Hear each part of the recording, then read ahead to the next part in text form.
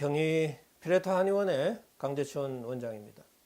자, 오늘은 쇼그렌 증후군에 대해서 좀 설명드리겠습니다. 자, 쇼그렌 증후군의 가장 특징적인 증상은 구강의 건조증과 안구 건조증을 동반하죠.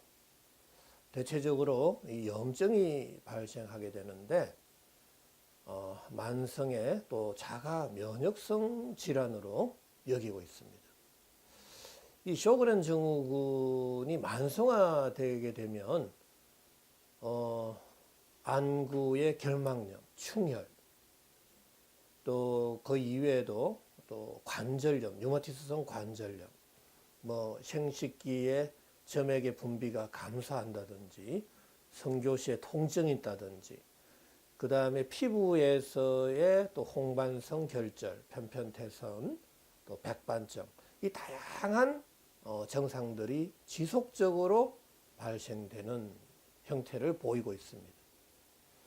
자, 근데 이 쇼그렌 증후군을 가장 이해하기 위한 하나의 핵심적인 포인트는, 제일 궁금한 것은 왜 구강과 또 안구에서의 건조증이 생길까라는 이야기입니다. 자, 이것만 이해만 되신다라면 우리가 근본적인 치료 원칙이나 치료 방법을 찾을 수가 있겠죠. 자, 저는 세포열 에너지 학적 관점에서 모든 질병을 연구 치료하고 있는데요. 이 쇼그렌 증후군 역시 세포의 기능 저하, 또 세포의 손상으로부터 시작이 된다라는 이야기입니다. 자, 세포의 손상은 너무나 다양하죠. 자, 세균과 바이러스 외에도 압력, 온도, pH, 전기장, 자기장, 저산소점, 전해질 이온, 중금속, 약물, 환경 여건. 자, 이 이외에도 음식물의 pH, 점도, 경도, 표면적, 산화의 정도, 정말 다양한 요인들이 세포의 기능 저하나 세포의 손상을 일으키게 된다라는 이야기입니다. 자, 이러한 일들은 일상적인 생활 속에서 일어나기 때문에 전혀 사람들은 인식할 수가 없죠. 그래서 어떤 증상이 일어났을 때만 병원에 가게 되고, 병원에서조차도 정확한 원인을 찾지를 못하는 게 지금 이 현실입니다, 이게. 그래서 지금 현재는 다 대증요법이죠. 우리가 염증이 있을 때는 염증약을 주고, 가려움증이 있을 때는 가려움증약을 주는 이 대증요법으로만 치료를 하고 있는 거죠. 증상이 좀 더 악화되면 양을 더 증가시킨다든지. 하지만 이 치료가 너무나 안 되고 있죠. 왜? 정확한 원인을 모르기 때문에 그렇다라는 이야기입니다. 자, 근데 저는 쇼그렌 증후군의 발생 원인을 세포의 손상으로부터 시작이 된다 그랬죠. 자, 근데 세포가 손상되는 순간 세포 내 미토콘드리아에서의 이 ATP, 아데노신 트리포스페이트라는 이 열 에너지의 이 발생량이 줄어든다라는 이야기입니다. 자, ATP에서 열 에너지가 발생하는 거죠. 자, 이 ATP 합성의 장애는 열 에너지의 발생량의 감소로 이어지고, 뇌를 포함한 오장육부의 온도인 심부 온도, 코어 템퍼러처가 떨어지게 된다라는 이야기입니다. 자, 심부 온도가 떨어지는 순간 체온 조절 중추, 간 내의 시상 하부에서 체열의 방출을 줄이게 되는 거죠. 자, 서서히 손발 끝에서부터 모공을 닫게 된다라는 사실입니다. 자, 모공이 닫힌 이후에 우리는 밥을 먹고 활동을 하는 거죠. 자, 몸에서 열 에너지는 발생합니다. 자, 그 열 에너지는 어디로 이동을 해야 되는 거죠?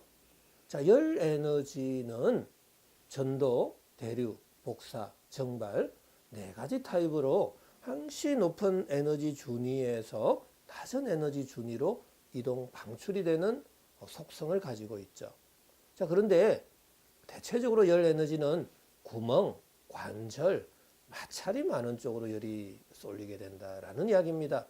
자, 팔다리의 모공은 닫혀져 있고 밥을 먹고 활동을 하면 열은 발생하고, 그 열 에너지는 구멍이 많은 이 얼굴, 상체 쪽으로 열이 쏠릴 가능성이 많다라는 이야기입니다. 자, 구강으로 열이 쏠리면 구강 내에 점막의 온도가 자꾸 올라가겠죠. 자, 점막의 온도가 올라가는 순간 구강 건조증이 생기고, 자, 눈으로 열이 많이 쏠리게 됩니다. 자, 그러면 눈 건조증, 안구 건조증이 생긴다라는 이야기입니다.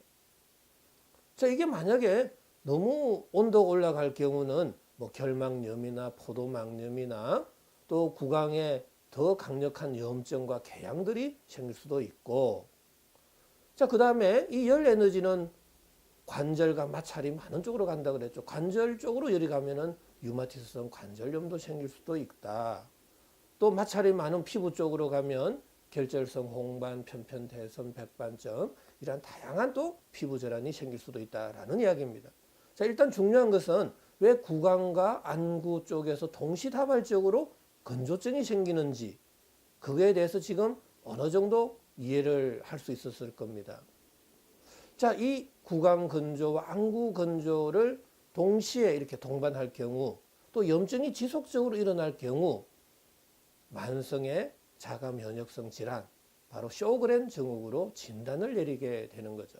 자, 저번 시간에 제가 자가 면역성 질환에 대해서도 한번 설명을 드렸는데, 좀 그런 내용들을 한번 더 보시면 자가 면역성 질환에 대해서도 왜 발생하고 있는지를 좀 이해할 수 있을 것입니다.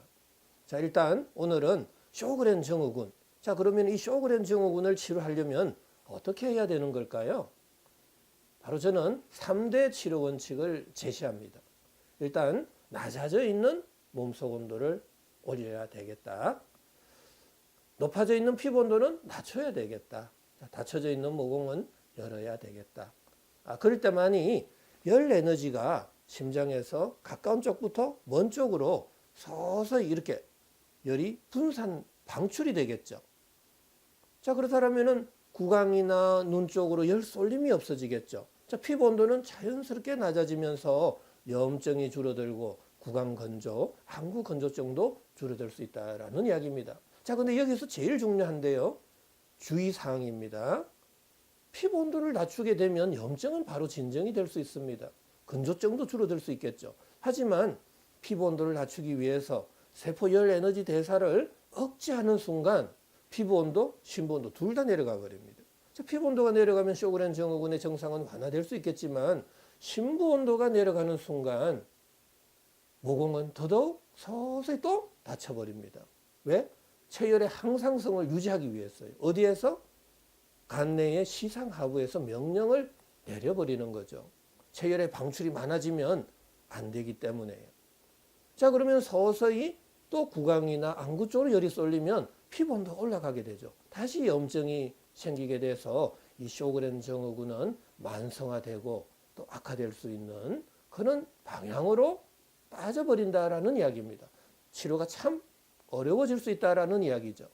자, 그래서 꼭 좀 기억하셔야 됩니다. 이 쇼그렌 증후군을 근본적으로 치료하려면 바로 낮아져 있는 몸속 온도를 올리고 높아져 있는 피부 온도를 낮추고 닫혀져 있는 모공을 열어서 골고루 전신으로 분산시켜서 열 에너지의 중첩, 교차 현상이 없어질 때 염증 또한 치료될 수 있다라는 이야기입니다. 자, 오늘은 이 자가 면역 질환, 쇼그렌 증후군에 대해서 설명드렸습니다.